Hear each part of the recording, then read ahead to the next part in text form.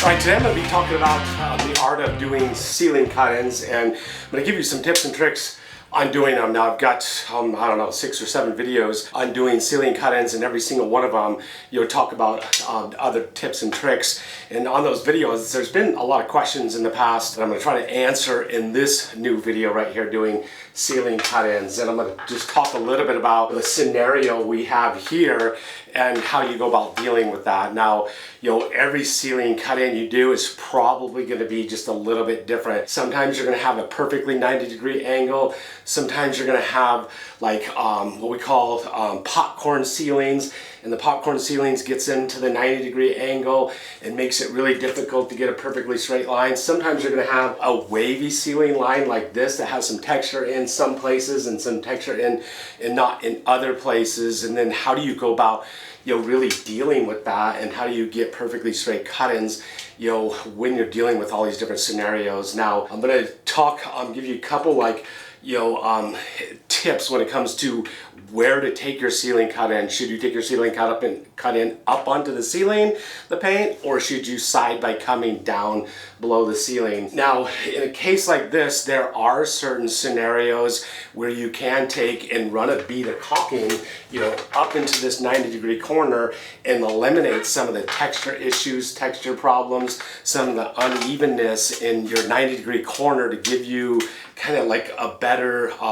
surface to do your cut-ins on. That'll give you a little bit more success. But as soon as you run a bead of caulking up there, the caulking is going to get on this ceiling. You're going to have to paint it, and then you end up painting the wall too, and then you're going to have to wait for the caulking to dry. So sometimes it's impractical to do. We're not painting the ceilings in here. I don't have the ceiling color, so if I get any paint on here, that becomes a problem. So I can't caulk these 90-degree corners, so I gotta just deal with what I got up there. Now there was texture, up here in the way of the ceiling cut-ins, and you can see I actually scraped it off with my Minmite scraper. So some things you can just scrape off and get them out of your way to give you, a nicer surface to do your cut-ins on. This scenario, we have, kind of a wavy ceiling that's not perfect. We've got orange peel textured walls. We've got a hand textured ceiling, and we've got some texture in certain places, in that ceiling. Now, I'm gonna talk about an optical illusion when it comes to doing ceiling cut-ins. If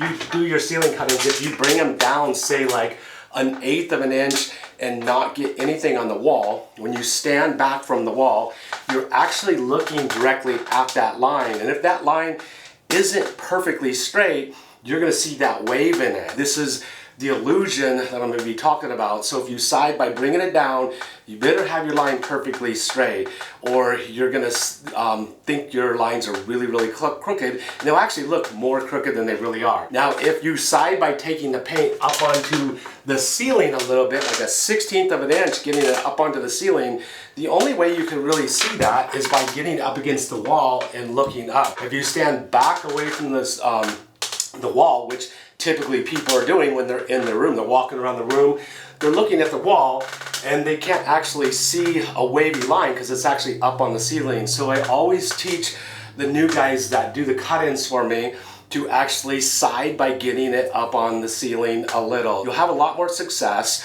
People looking at the cut-ins will, the optical illusion will be a lot straighter. So my recommendation would be just to get it up onto the ceiling a little bit. The scenario I've run into right here is the person that did the cut-ins here did actually do that. They got it up onto the ceiling a little bit, and I've got to actually cover all that, because if I paint this white that we're painting, and this is pretty white, pretty similar to this, and this brown is left on that ceiling, little pieces of that brown, they're gonna see it and it's not gonna look very good. So you definitely have to side by getting it up onto the ceiling and actually covering all that other stuff that was left behind of this color right here. But it's actually not gonna be that bad, because this color is similar to this color. Siding by getting it way up onto the ceiling, even maybe like 1/8 of an inch, it's gonna actually look really good, and you're gonna have success here. So we got a pretty ideal scenario to deal with.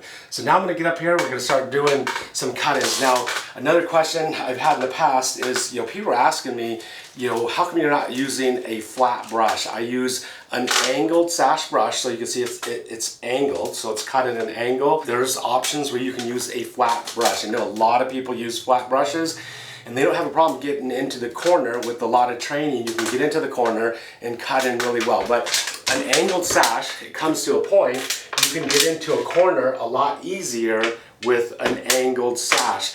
In the angled sash also, I like doing my cut-ins, and I actually draw my line with that point that the angle creates instead of a flat sash. So it is personal preference. Flat or angled, it really just comes down to what you're comfortable with. Another thing is what size brush. So you're gonna see this is a 3-inch angled sash brush. I, for years, probably 12 years of painting in my career, I was using a 2.5-inch brush, and I was comfortable using a 2.5.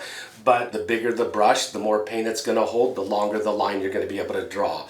So a 3-inch brush, I'm going to be able to stretch my line out a lot faster, a lot longer, and the longer I can go without re-dipping, in theory, the faster, the more efficient you are going to be doing your cut-ins. If you're just learning, sometimes a 2.5-inch brush works better to start doing your cut-ins than a 3-inch brush. And I personally use Premier handmade brushes with all DuPont filaments. They hold paint up better, and they clean up a lot faster, and they hold their stiffness a lot longer. So a Premier Montauk or Premier Brook, that's what I do my cut-ins with. I've tested a lot of brushes over the years, and they work the best for me. And once again, if you're a professional painter, a lot of this is personal preference. Now let's get on to doing some cut-ins and see if I can give you some tips and tricks, how about doing this. And I'm going to start off right here, and I'm right-handed, and if I was to start off on the right side of the wall, it's more difficult to be a right-handed person to work my way this way. So I always start, if I'm right-handed, I'm going to start on the left side of the wall and work my way down to the opposite corner. And I'll just start in one corner. I'll start in one corner, I'll work my way out as far as I can reach, and then I'll come back and work my way down the wall. This is kind of repetitive if you've watched my other videos, but if you don't have a lot of experience cutting in, holding your breath, will give you a steadier hand, will give you a straighter line. People kind of laugh and they say, well, don't pass out on the ladder. Yeah, hold your breath, do your cut in, and then breathe again. So here we go. And I still, to this day, I do, at times I'm using a dark, say like a black, and I got a white ceiling, I will hold my breath and then draw my line and then take a breath. But I'm going to load up my brush, and I'm going to this is something I haven't touched on in my other cut-in videos in the past, is loading your brush up. My brush is already loaded up with paint. It's got a lot of paint in it. If your brush is doesn't have any paint in it and you start doing your cut-ins are going to be light for a while, and you're going to have to go back and touch them up. So I usually try to load my brush someplace down lower, get it all loaded up with paint, and then get up and start doing my cut-ins once it's loaded up. Now I'm just going to dip my brush in. I always dip it in just like maybe a 1/2 inch into paint, tap it on the side so it don't drip. I'm gonna bring my brush up, and I teach like the same concept when I'm using a roller. As long as this thing is twisting, you're never gonna drip and spill paint. And the one thing that you'll get paint splatters and stuff, if you load your brush and then bring it up here, and I'm gonna fling paint away from my brush as I'm dragging it. So I tried to subconsciously move my brush to my surface, substrate, wherever I'm painting, and twist it. So I'm gonna get it up, I'm just gonna lay it down, I'm gonna use the tip of my filaments to actually draw my line. I'm gonna draw my line as far out till it starts to unload with paint, and I'm gonna come back and draw the opposite direction, and then I got my line. Now I'm going to try to take my line up onto the ceiling enough where I can cover the previous person's paint. So I'm going to get it up, begin drawing it, starts to unload, come back and draw my line again, just like that. And I'll come back, just fill in some light spots, just like that, fill it in. Make sure I've got everything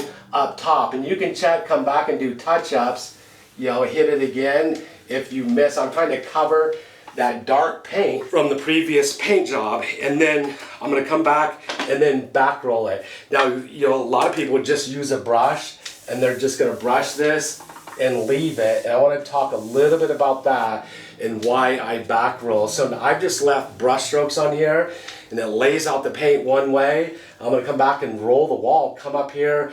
I'm going to get about this far from the ceiling, there's going to be brush strokes left that direction, roller marks left this direction. There's a different texture between the brush stroke and the roller, which stipples it, brush stroke stippling. You're going to see a color difference in the paint if you're using a really dark color or if you're using low grade paints. Higher end paints, and what we call that line that you see, it'll be a halo. So we don't want to halo it, so I'm going to stipple it using a roller. I'm going to stipple as close as I can to that ceiling. Now that texture left by the roller will match the texture on the wall, and the color difference won't be any different. I can't get all the way up there, but at least I got about that close and eliminated most of the brush strokes. So that's why I actually back roll it with a roller, because you literally will have a color difference, a sheen difference, and a texture difference if you don't do that. I'm gonna come back. Now I did my line that direction. I'm gonna come up, put my tip of my brush up against the ceiling, run it out, come back, fill in anything didn't fill in with the brush, load up my brush. I come one direction, come back the other direction, fill it in. Load up my brush.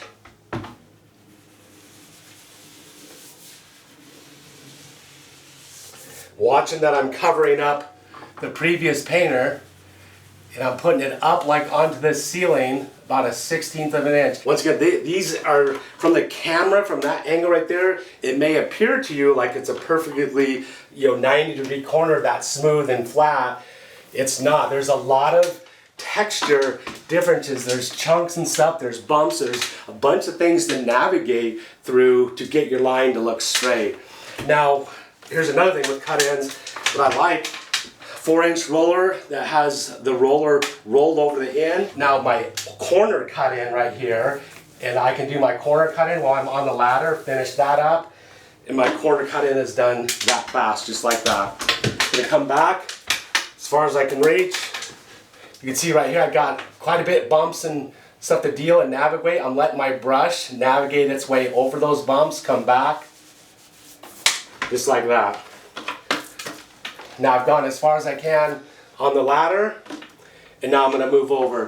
Now this right here, one coat. So our first coat, we keep it away from all of our cut-ins, our window trim, baseboards, and ceilings, a little bit away, because this is our first coat. We always two-coat our walls. That's pretty common from a professional painter standpoint. Second coat, we're going to do all our cut-ins, ceiling cut-ins, trim cut-ins, baseboard cut-ins, come back and do our second coat, roll up as high as we can. So we're going to eliminate this possible large halo right here.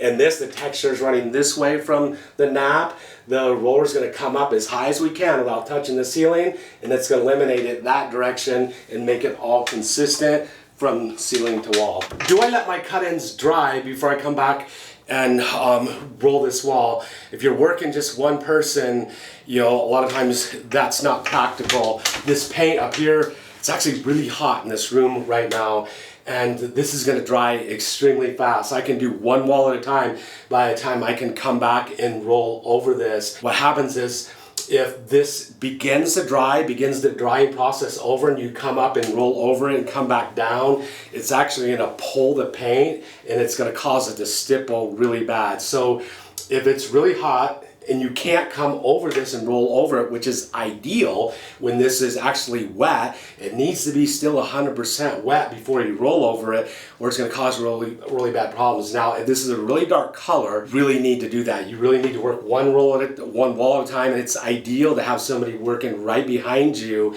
and rolling over this and working as a team. As a light color, and this is a really high-end paint that I'm using, and I have experience using it, even with a dark color, it doesn't halo, it touches up absolutely amazing. So I'm comfortable letting this dry and not rolling over it while it's wet. I've used paints in the past where even lower end paints at a darker color, like a dark chocolate brown, even rolling over this while it was wet, I still could see the halo really bad. So if you're really concerned, if you've got like dark accent colors, I highly recommend you use a really high-end paint. One of the paints that I use is Behr. Behr Dynasty. I've had experience with it, with dark colors, accent colors, no haloing, touches up absolutely amazing. So now I'm coming back here, still wet. I'm gonna continue just overlap, come up, put my paint up. I work it up into the corner. If it starts to run out really fast, I'm gonna just come back the opposite direction. As soon as the brush runs out of paint, I'll come back the opposite direction. Come back. So just to go back over, just the reason why I like an angled sash brush is I draw my cut in with that point of the brush. And you can't like drag it out as far as the flat sash brush, but that point works really well for navigating around bumps and chunks and texture imperfections and stuff really, really well. Just load it up, I tap it up there, make sure like I come out of the bucket, if you can't rotate it, if you just lift it up, you're less likely to drip. Don't drag it up in this direction. Lift it up, take it to my cut in, come back opposite direction, fill it all in. If there's anything I miss, hit that.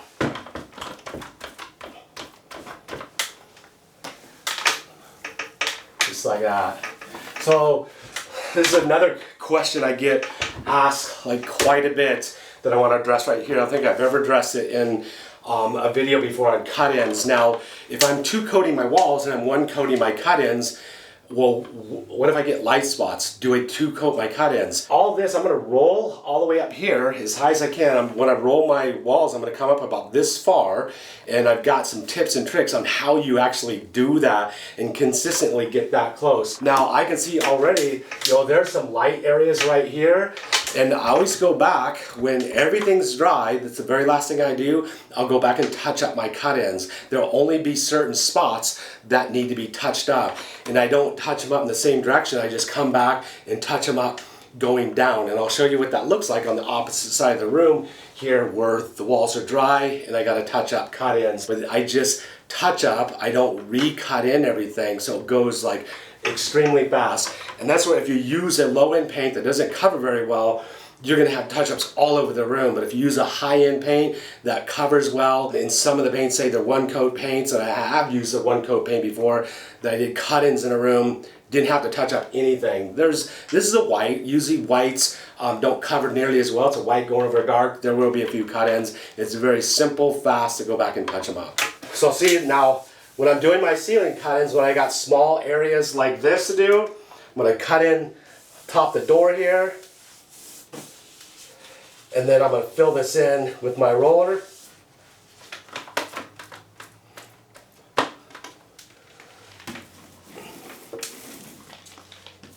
And I don't want to brush the top of this. All the walls are stippled with paint, so I'm going to stipple them with the roller. Now, once again, I want to address the type of walls we have here. You have to understand, this is orange peel texture. This is probably the most common texture we see in Idaho. It's just sprayed on texture, very forgiving, hides a lot of stuff. It's very common for orange peel. Hand texture on the ceilings, and so it's okay to like roll your walls because you're not actually adding texture. There's already texture to it. If these are smooth walls, a level 5 finish, like they're completely smooth, we're going to be painting differently. So this is a technique. What I'm showing you is taking in consideration these are orange peel walls. So I'm going to get up into this corner. You can see the point of the brush gets into the corner easily. It goes right into the corner. Now I can take off from that corner. There was paint pretty high on the ceiling. I'm siding by taking it up on the ceiling pretty high. Gonna come back, fill it all in, hit it down the side, fill this in. Then I come back, show you how easy it is to get in the corner. Just put it up into the corner, get the paint where you want it, drag it out.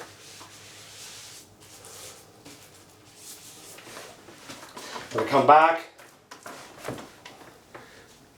roll it, get as close to the ceiling as I can without touching the ceiling. That's gonna be how comfortable you are. Because one thing is you don't want to touch the ceiling. You see the previous painters touched it right there, and maybe Dawn dish soap and water will take it off because it is a gloss ceiling. It might wash it off even though it's been on there for quite a while. So I'm gonna come over here, I'm gonna finish up my cut-ins in this direction, come back. And you can see I'll show you how, like, when I'm really moving, if I'm not videoing, show you how fast I move. I'll just move this quick, get everything filled in. I'll even do it multiple times.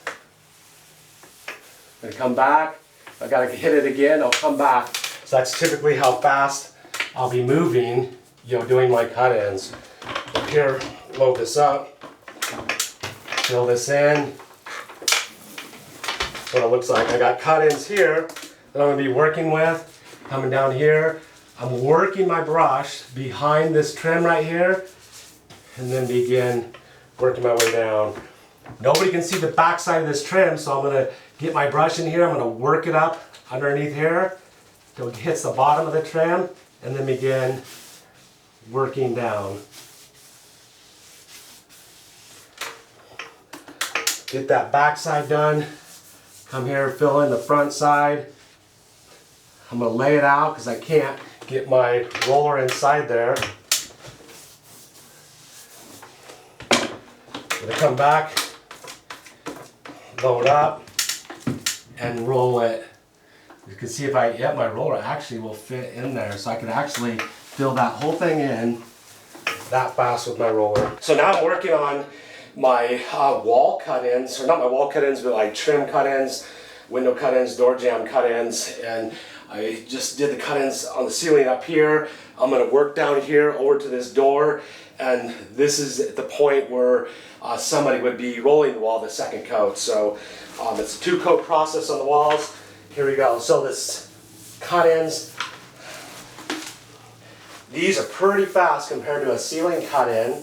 Now, doing cut-ins on my frog tape like this, I like using a brush because I don't put as much pressure. I'm not forcing paint underneath the tape. I like to just hit it lightly. I come close to the tape to back roll it with my roller, but the roller itself will have a tendency to force paint underneath the tape. So taking a brush and just being gentle and running it over your tape, less likely that you're gonna bleed. Now, got a really good scenario here because I've got white trim and I've got white paint very similar to the trim. So if there was any slight bleeding, there's not gonna be an issue. You probably will not see it. Now, if I was doing like black walls or dark blue navy walls and there's white trim, I'm gonna caulk over my tape before I paint it to stop any bleeding whatsoever. And I got multiple videos on caulking your tape, that method. But this is gonna be really simple. I'm gonna just brush, be very gentle, very light. If you use a really stiff brush, it's gonna force the paint, have a tendency to force it underneath your tape, and you'll get bleeding. So be gentle, go back. Once again, same concept. The top of the ceiling, you want to back roll because you want your stippling, or what's left behind from your painting tool. Roller stipples it, and stippling means just, kind of little bumps and hills. A brush leaves brush strokes. It leaves what we call roping. So you want your wall to match your cut-ins the best you can. Just working right along. And somebody might ask, okay, when do you pull your tape? So it's a good question. One of the questions I get, all the time. So if you're using a satin or gloss, you've got paint on your wall, you got paint on your trim, it's gonna bridge from the wall to the tape. And when you go to pull your tape, if it's already dry, it could pull paint off the wall. And so from that bridging concept, this is a matte finish. And matte finish is what happens when I pull my tape. Matte doesn't have as much, acrylic doesn't have as much resin in the paint. It doesn't flex. It just snaps on that line. So it's okay to let your paint dry and then pull your tape when it's dry. I'm not gonna be worried about it, but by habit, I'll show you, I typically would pull it like right away. If this was a dark color wall, I would have somebody rolling right behind me. So it'd be rolling the wall, and then as soon as this wall gets rolled over my wet cut-ins, we would pull the tape. So here we go.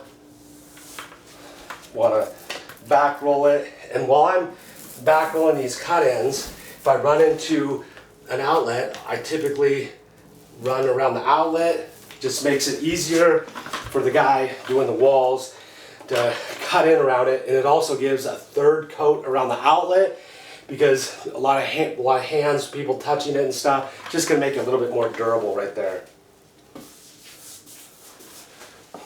Gonna work my way up this door jamb. Nothing, you know, I'm using green frog tape. You can see it's my go-to tape when it comes to getting perfect cut-ins. The tape comes off really easy, especially when the tape or when the paint is wet. Nothing performs like frog tape.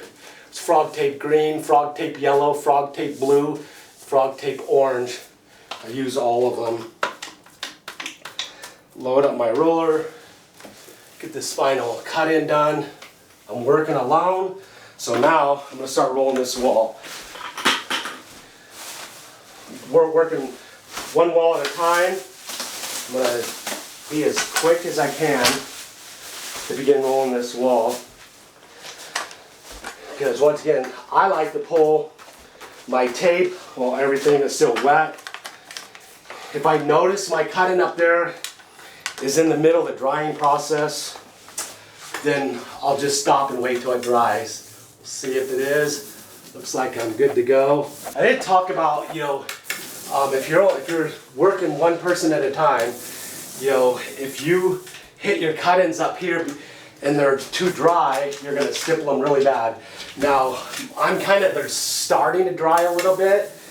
One of the secrets to not stippling it really bad is having your roller loaded up with tons of paint. Get it up there with a lot of paint, and it's not gonna pull that paint away and stipple it really bad. So, I'm on the verge, like another 5 to 10 minutes. I probably would want just to wait, but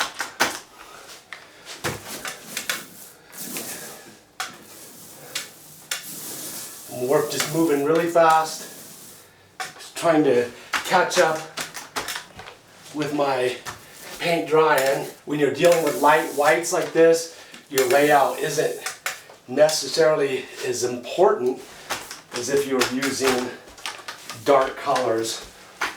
Now, come back on this wall and work the opposite direction. All right, so the final thing, my room, I've got all the painting done now, and I've talked about, you know, coming back and touching up my cut-ins. I can see, you know, a few little light spots up here. I'm not gonna go back and recut the entire thing in. I don't wanna go the same direction. I'm just gonna wanna come back and just hit these cut-ins in a downward motion like this, wherever I see a light spot. It's really simple and easy to do, quickly just like this. I'm using a high-end paint. There's only a few spots that I need to touch up, and I don't want to put a ton of paint. It's going to have kind of a dry brush. I've got a few light spots over here. Just going to hit these. See, it's pretty quick. I just hit them downward because it's going across. I hit them downward, it'll fill it in. Spots here. The rest of it looks pretty good.